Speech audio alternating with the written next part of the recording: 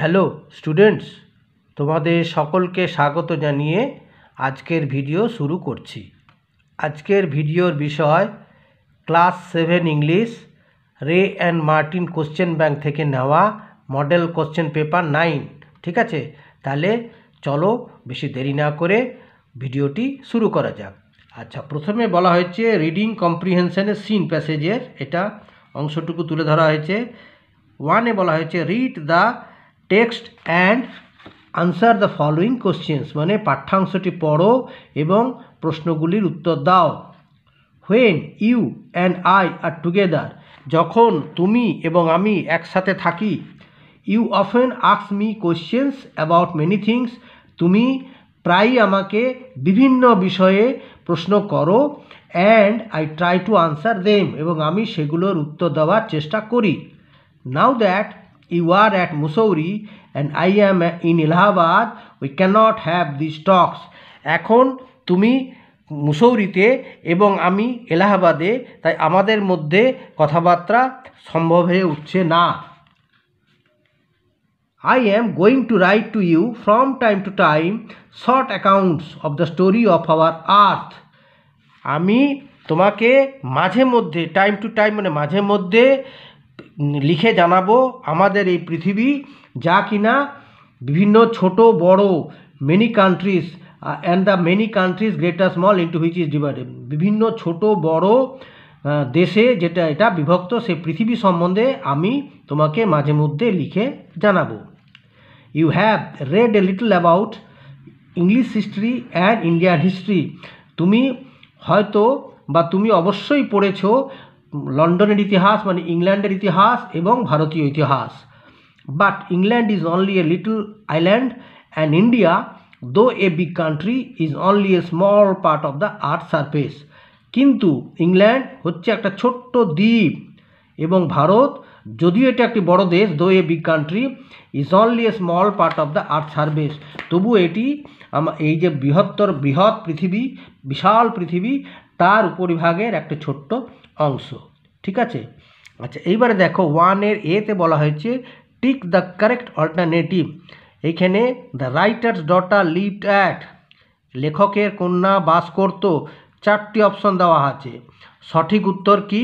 এখানে বলাই আছে যে লেখকের কন্যা বাস করত মুসৌরিতে, তাহলে এখানে দেখো সব উত্তর আমি দিয়ে দিচ্ছি। হ্যাঁ, এটা পরে আমি তোমাদেরকে লিখে জানাবো। দেখো টিক দা, এখানে 1-এর এতে আছে মুসৌরি। সিমিলারলি 2-এরটা কি বলা হয়েছে? 2-এরটা বলা হয়েছে the writer road to his daughter about, লেখক তার কন্যাকে লিখেছিলেন কি সম্পর্কীয়। এখানেও 4টা আনসার আছে।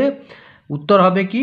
The earth and it's different countries, এটার উত্তর দেখো লেখা আছে the earth and it's different countries. ঠিক আছে, প্রত্যেকটা উত্তর আমি করে দিয়েছি।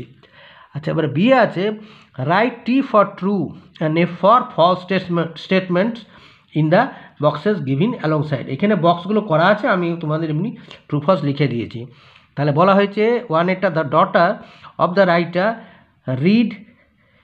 রেড ইংলিশ অ্যান্ড হিস্ট্রি, তিনি ইংরেজি এবং ইতিহাস পড়েছিলেন, সেটা ঠিক নয়। তিনি এখানে হচ্ছে ফলস, যেহেতু এটা ফলস কেন না, এখানে বলা হচ্ছে তুমি অবশ্যই ভারতীয় এবং ইংল্যান্ড ইতিহাস পড়েছো, তাহলে ভাষা দুটো নয়, ইংলিশ এবং ইতিহাস নয়, ইংল্যান্ডের ইতিহাস এবং ভারতের ইতিহাস।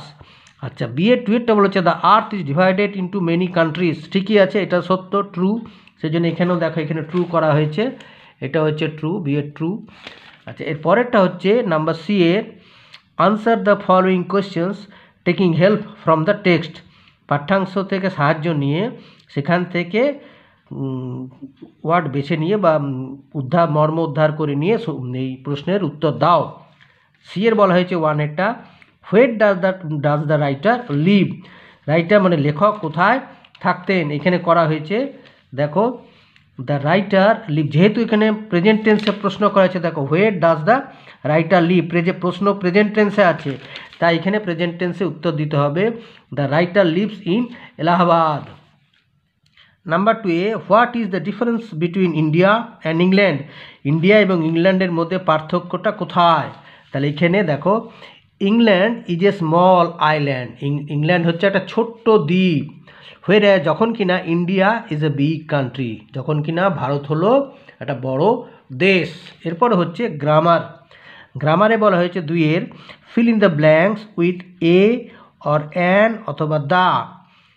প্রথম শূন্যস্থানে হচ্ছে dash cow is dash useful animal, তাহলে এখানে দা কাউ, এই যে দা বসিয়ে এটা গরু প্রজাতিকে বোঝানো হলো, সমগ্র গরুর প্রজাতিকে বোঝানো হলো। ইজ আ ইউজফুল অ্যানিমাল, এটা ইউ উচ্চারণ হচ্ছে বলে কিন্তু অ্যান হবে না, বারবার বলে দিচ্ছে এটা ইউ উচ্চারণ হচ্ছে বলে এখানে হলো is a useful animal. The cow is a useful animal.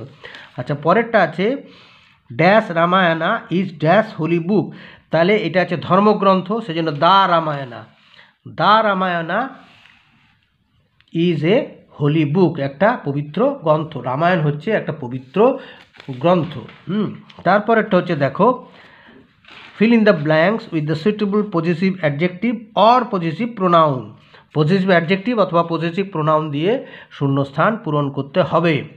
তাহলে ওবে ড্যাশ পেরেন্টস, তাহলে মান্য করো তোমার পিতামাতা, তাহলে হবে ওবে ইয়োর পেরেন্টস। ঠিক আছে, এখানে করে দেওয়া হয়েছে দেখো ওবে ওবে ইয়োর পেরেন্টস, তোমার পিতামাতাকে, পেরেন্টস মানে পিতামাতাকে মান্য করো।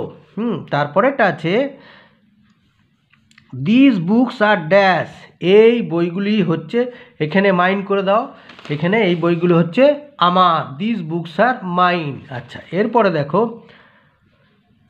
4টা হচ্ছে a good boy always dash the teachers, মানে এই যে ওবে ভার্বের present tense, simple present tense রূপটা মানে প্রেজেন্ট ইনডিফিনিট রূপটা ব্যবহার করতে হবে। এখানে দেখো এই গুড বয় মানে একটি ছেলে বোঝাচ্ছে, তাহলে এখানে ওবেটা কী হবে ওবেজ।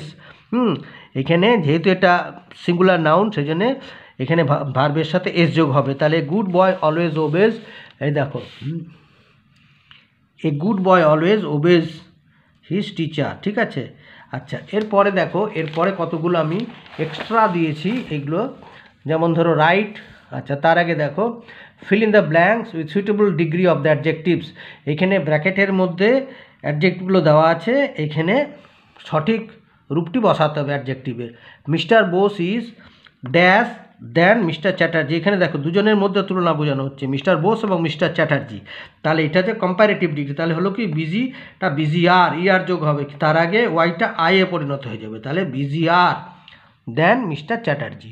তারপরেরটা হচ্ছে অঞ্জু হ্যাজ, এখানে the dash here in the class, ক্লাসের মধ্যে অঞ্জু বলে মেয়েটি তার সবথেকে লম্বা চুল ছিল, সেই জন্য ইএসটি ফর্ম হবে, তার লং, লঙ্গার, লংগেস্ট, এখানে হলো Anju has the longest here in the class. আচ্ছা, এবারে right opposite forms of the following words, এখানে কতগুলো ওয়ার্ড আছে, যেমন এল্ডার, তার অপোজিটস কি, এল্ডার মানে বড়, ইয়াঙ্গার মানে ছোট, হ্যাপি মানে খুশি, আনহ্যাপি মানে অখুশি, অ্যাগ্রি মানে সম্মত হওয়া, ডিসঅ্যাগ্রি মানে অসম্মত হওয়া, ফলস মানে মিথ্যে, আর ট্রু মানে সত্যি। ঠিক আছে, এইগুলো কতগুলো আমি তোমাদের করে দিলাম।